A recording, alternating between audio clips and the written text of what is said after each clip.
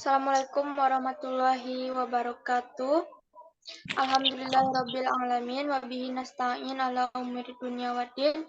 Allahumma sholli ala sayyidina Muhammad wa ala ali sayyidina Muhammad. Pertama-tama marilah kita panjatkan puji syukur kehadirat Allah Subhanahu wa taala yang telah melimpahkan rahmat dan karunia-Nya yang tak terhingga kepada kita semua sampai saat ini. Salawat serta salam tak lupa kita haturkan kepada junjungan kita Nabi besar Muhammad sallallahu alaihi wasallam.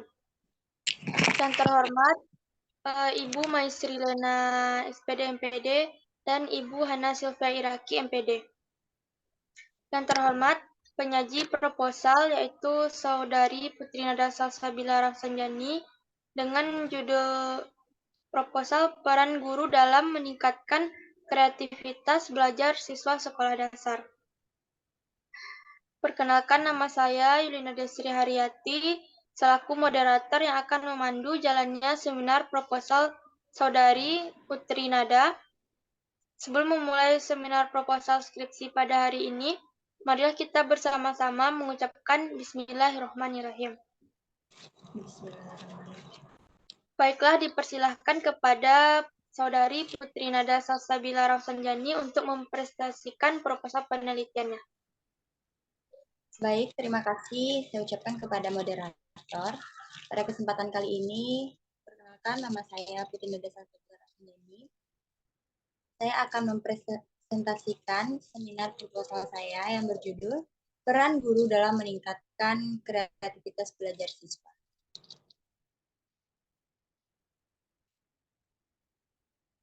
Pada bab 1 pendahuluan, ada latar belakang masalah, rumusan masalah, tujuan penelitian, dan manfaat penelitian.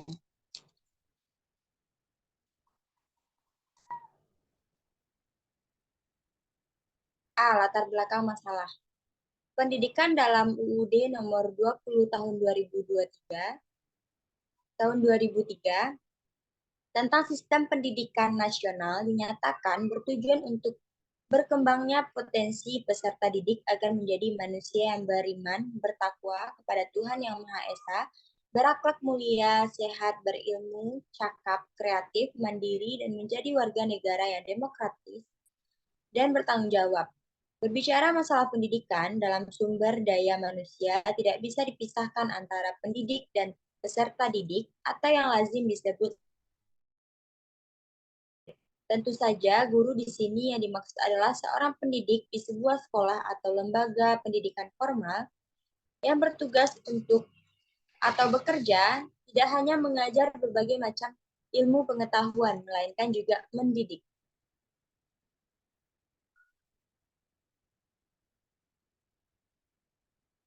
Selanjutnya ada rumusan masalah.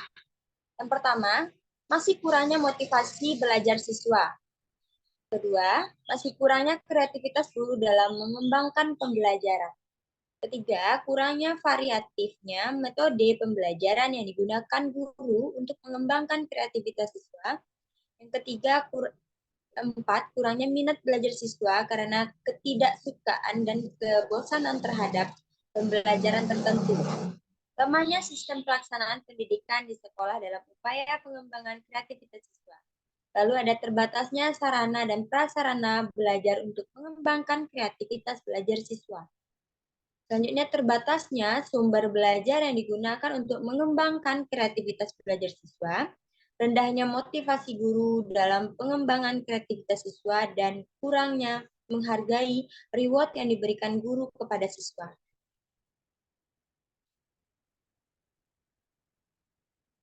Selanjutnya ada tujuan penelitian. Tujuan penelitian dilaksanakan dari penelitian ini ialah untuk mengetahui penerapan metode pembelajaran terhadap kreativitas belajar siswa. Sedangkan manfaat penelitian, dengan dilaksanakan penelitian ini diharapkan manfaatnya sebagai yang pertama bagi sekolah, sebagai masukan dan informasi bagi pengembang metode dan variatif dalam meningkatkan kreativitas belajar siswa. Bagi guru, sebagai informasi dalam meningkatkan pembelajaran. Bagi peneliti, mengembangkan informasi beserta wawasan baru mengenai masalah kreativitas belajar siswa.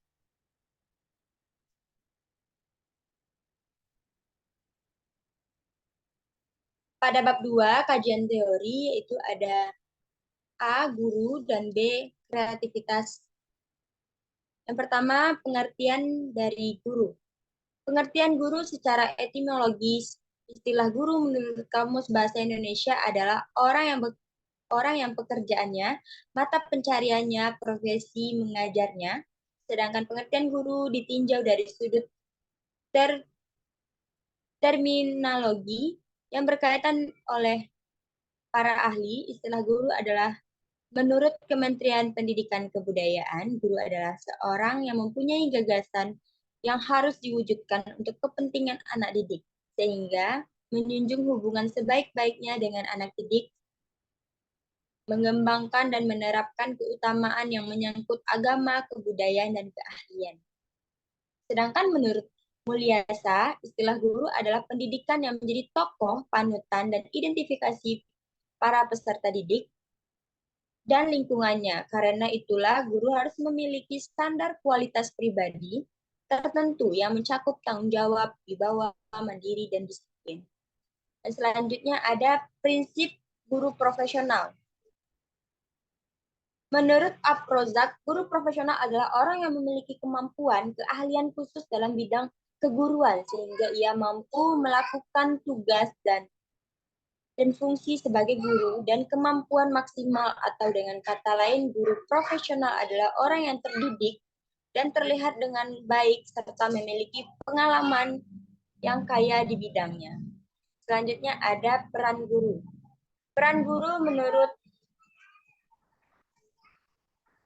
menurut Lowes, masa kini peran guru mengalami peluasan, yaitu sebagai pelatih, konselor, pengajar, pembelajaran, partisipan, pemimpin, pembelajar, dan pengarang setiap.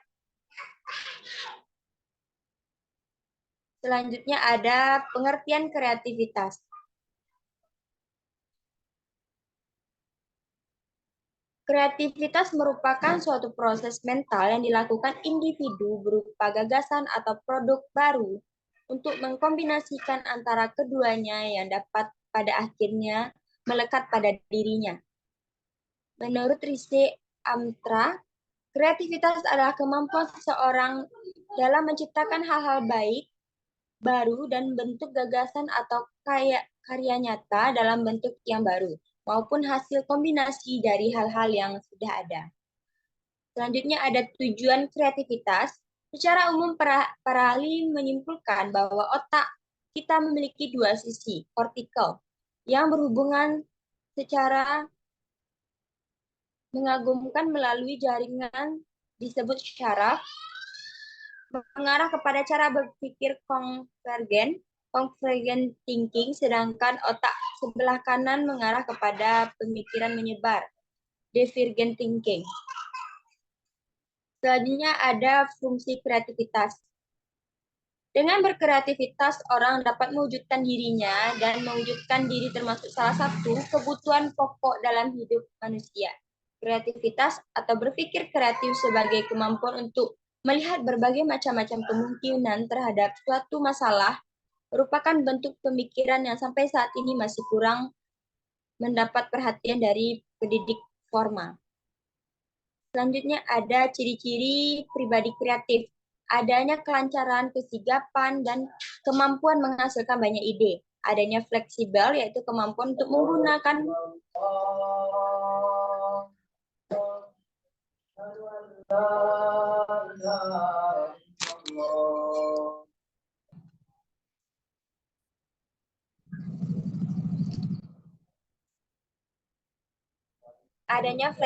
yaitu kemampuan untuk menggunakan berbagai pendekatan dalam mengatasi masalah. Selanjutnya adalah tingkat fase kreativitas. Kreativitas tingkat 1 pada kondisi ini di ranah kognitif, seorang meliputi kesadaran mengenai suatu ide atau informasi, kelancaran, fleksibel, dan orientasi, sedangkan ranah efektif meliputi keterbukaan terhadap makna ganda.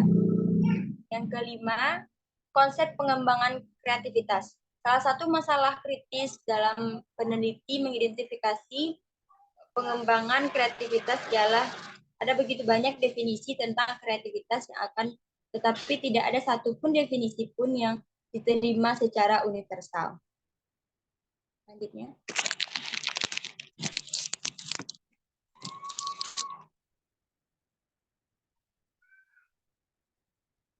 Pada bab 3, yaitu kita ada lokasi penelitian, metode penelitian, populasi teknik pengambilan sampel, metode pengumpulan data dan pengelolaan data. Yang terakhir, analisis data.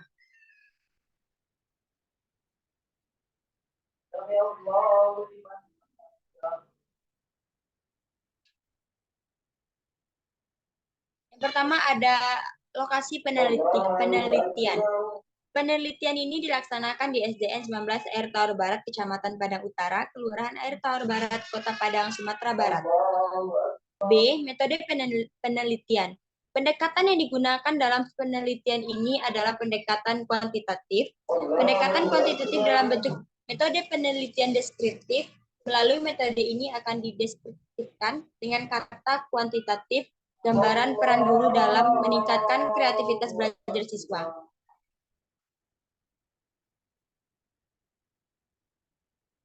C. Populasi dan teknik pengambilan sampel. Populasi dalam penelitian ini adalah siswa-siswa SDN 19 Air Tawar Barat sebanyak 220 siswa, maka teknik pengambilan sampel dengan menggunakan teknik sampel acak, random sampling, dari jumlah populasi yang ada yaitu sebanyak 222 siswa, maka diambil sampel sebanyak 15%, penentuan sampel 15% karena populasinya bersifat homogen dari hasil observasi yang dilakukan sifat sampel, mempunyai kesamaan latar belakang sampel. Metode pengumpulan data secara umum. Yang pertama ada angket, observasi, dokumentasi, dan wawancara.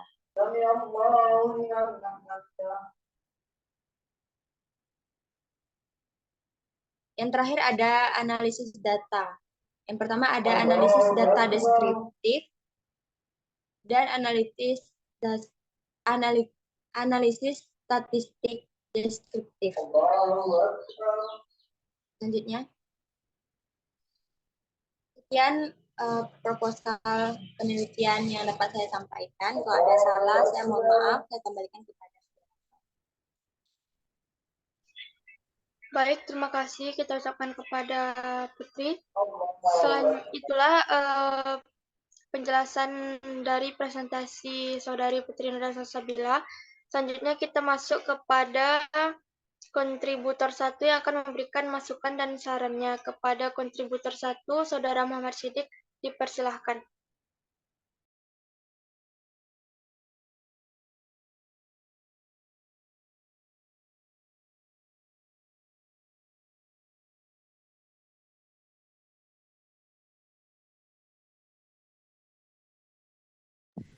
Baiklah, perkenalkan saya Muhammad Siddiq sebagai kontributor 1 ingin menyampaikan bahwa penampilan dari Saudari Putri sudah cukup bagus dan pengambilan judul yang bagus juga dan kesesuaian antara latar belakang dan isi.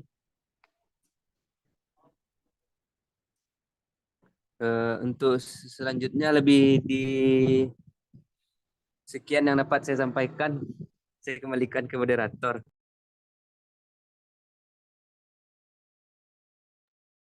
Baik, terima kasih atas masukan dan sarannya kontributor 1.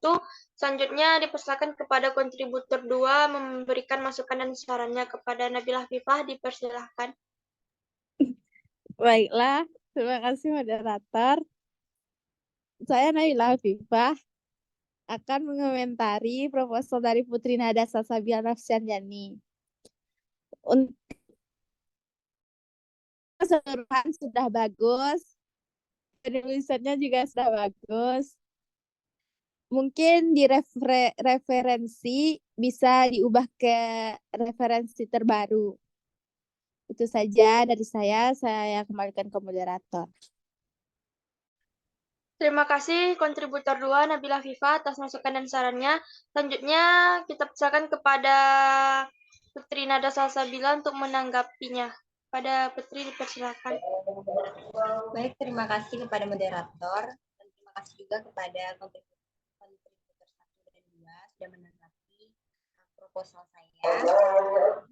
Kedepannya saya akan lebih memperhatikan lagi kekurangan-kekurangan yang ada pada proposal saya. Sekian, terima kasih.